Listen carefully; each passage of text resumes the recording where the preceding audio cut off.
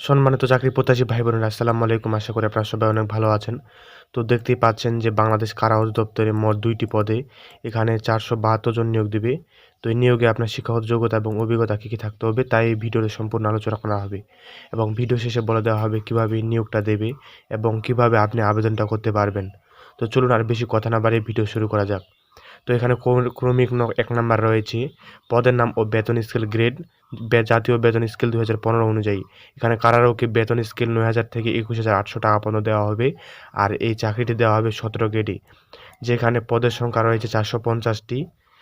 এখানে সম্পূর্ণ পুরুষ নিয়োগ দেবে। তো এখানে পুরুষের ৪৫০ জন নিবে। তো এখন দেখে আসি এখানে শিক্ষাগত যোগ্যতা ও অন্যান্য শর্তাবলী কী দেওয়া আছে।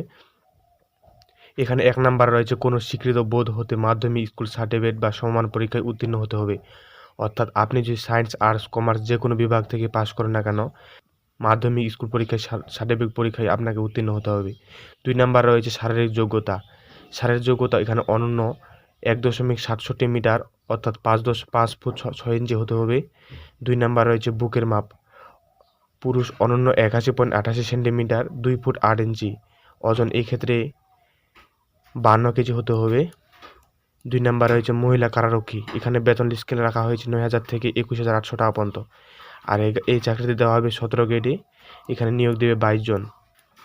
তো এখানে শারীরিক শিক্ষাগত যোগ্যতা ও অন্যান্য শর্তাবলী কী দেওয়া আছে তো এটা শুনে আসি। তো ১ নাম্বারে রয়েছে কোনো স্বীকৃত বোর্ড হতে মাধ্যমিক বা স্কুল সার্টিফিকেট পরীক্ষায় আপনাকে উত্তীর্ণ হতে হবে। অর্থাৎ যে আগে বললাম সায়েন্স, আর্টস, কমার্স যে বিভাগে হন না কেন আপনাকে মাধ্যমিক পরীক্ষায় পাস করতে হবে। ২ নাম্বারে রয়েছে শারীরিক যোগ্যতা। শারীরিক যোগ্যতা অনূন্য ১.৬৭ মিটার অর্থাৎ ৫ ফুট ২ ইঞ্চি হতে হবে এবং এই ক্ষেত্রে বুকের মাপ মহিলা অনূন্য ৭৬.৮১ সেন্টিমিটার বা ২ ফুট ৬.২৪ ইঞ্চি হতে হবে। এক্ষেত্রে ওজন হতে হবে ৪৫ কেজি। তো এই ছিল কতজন নিয়োগ দিবে এবং শিক্ষাগত যোগ্যতা কী। তো এবার চলেন দেখে আসি যে আবেদনের শর্তাবলী কী দেওয়া আছে। এখানে আবেদন শর্তাবলী ১ নাম্বার রয়েছে প্রার্থীকে অবশ্যই বাংলাদেশের নাগরিক হতে হবে এবং জাতীয় পরিচয়পত্র অথবা জাতীয় পরিচয়পত্রের অনলাইন আবেদন কপি স্লিপ থাকতে হবে।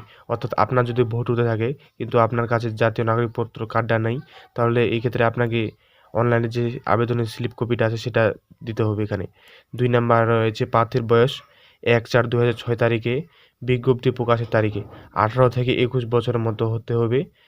বয়সের ক্ষেত্রে কোনো এফিডেভিট গ্রহণযোগ্য নয়। বয়সের প্রমাণক হিসাবে জাতীয় পরিচয়পত্র, জন্ম নিবন্ধন সনদ, এই ক্ষেত্রে জাতীয় পরিচয়পত্র প্রাপ্তির অনলাইন আবেদন কপি স্লিপ বাধ্যতামূলক থাকতে হবে। ৩ নাম্বার রয়েছে বৈবাহিক অবস্থা।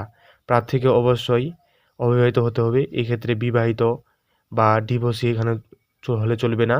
৪ নাম্বারে রয়েছে সরকারি, আধা সরকারি, স্বায়ত্তশাসিত প্রতিষ্ঠানে কর্মরত প্রার্থীদের যথাযথ কর্তৃপক্ষের মাধ্যমে আবেদন করতে হবে এবং মৌখিক পরীক্ষার সময় অবশ্যই কর্তৃপক্ষের অনুমতি প্রদর্শন করতে হবে।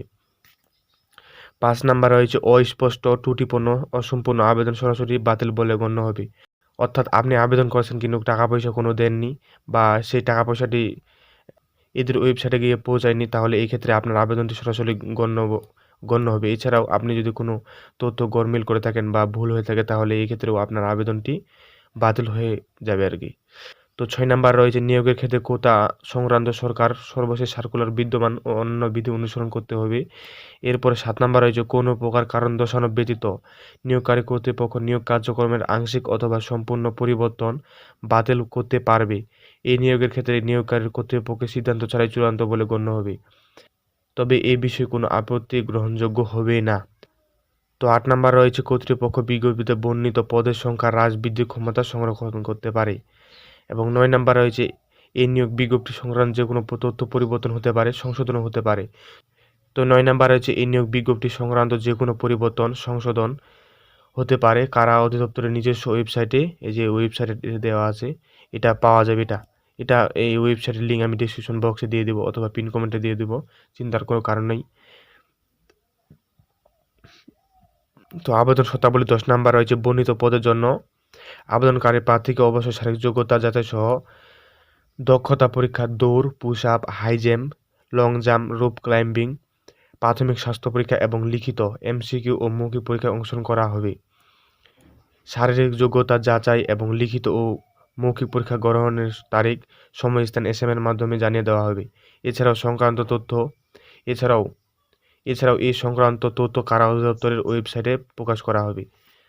তো আবেদনটা যেহেতু এখনই হয়ে যাবে, মানে এপ্রিলের 5 তারিখে এইদিকে হয়ে যাবে, তবে এরপর আপনাদেরকে কখন মাঠ হবে এটার তখন এটার আপনি যদি আবেদন করে থাকেন সেখান থেকে SMS এর মাধ্যমে জানিয়ে দেওয়া হবে। তো আবেদন শর্তাবলীর 11 নাম্বার রয়েছে, কেবলমাত্র প্রাথমিক শারীরিক যোগ্যতা দৌড়, push up, long jump, high jump, rope climbing যাচাই পরীক্ষার উত্তীর্ণ প্রার্থী তার লিখিত ও MC পরীক্ষায় বসতে পারবে। তো এক্ষেত্রে মৌখিক পরীক্ষার অংশগ্রহণ করতে পারবে। অর্থাৎ এখানে বলে দেওয়া হয়েছে আপনি যদি এখানে যে আপনাদের দৌড়, তারপরে push up, long jump, high jump এগুলোতে যদি না উত্তীর্ণ হতে পারেন তাহলে এক্ষেত্রে আপনি লিখিত ও মৌখিক পরীক্ষায় অংশগ্রহণ করতে পারবেন না। ভাইবার কথা তো ওটা বাদে দিলাম। তো এই ছিল বাংলাদেশ কারা অধিদপ্তরের নিয়োগ। তো এই নিয়োগে আপনার শিক্ষাগত যোগ্যতা এবং আবেদন শর্তাবলী বলে দেওয়া হয়েছে। তো বাংলাদেশ কারা অধিদপ্তরে আপনি আবেদন করবেন কিভাবে, এই সম্পর্কে যদি আপনারা ভিডিও চান তাহলে অবশ্যই কমেন্টে জানিয়ে দেবেন। আমরা স্পেসিফিকভাবে এই সম্পর্কে আমরা ভিডিও নিয়ে আসার চিন্তা করব। তবে এক্ষেত্রে আপনাকে যে ডিসক্রিপশনে যে ওয়েবসাইটে দেওয়া হবে এই ওয়েবসাইটের ভিতরে ঢুকে আপনি আবেদনটা করতে পারেন। তো এই ছিল বাংলাদেশ কারা অধিদপ্তরের যে 472 জন নিয়োগ দেবে এই নিয়োগের নোটিশটা। তো পরবর্তীতে আবারও নতুন কোনো ভিডিও দেখার জন্য আপনাকে অনুরোধ করা হলো।